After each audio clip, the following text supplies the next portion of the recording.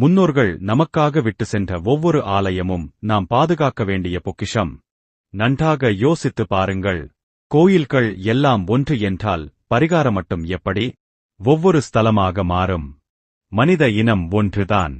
ஆனால் அனைவருக்கும் ஒரே அமைப்பில் முகங்கள் கிடையாதுதானே?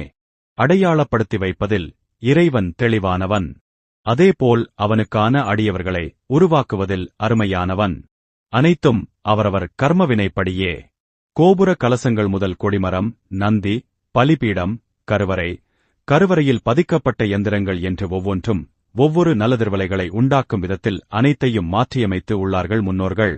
இறைவனை உணர்ந்தவர்கள் முன்னோர்கள். எல்லோருக்கும் உணர்த்தல் தன்மை அமைந்துவிடாது. அதனால்தான் கோயிலுக்கு கோயில் பலன்கள் ஒவ்வொன்றும் மாறுபடும். எந்த ஒரு கோயிலையும் தங்களது வாழ்நாளில் தவற விட்டுவிடாதீர்கள். கிடைக்கும் வாய்ப்பை நழுவ விடாதீர்கள்.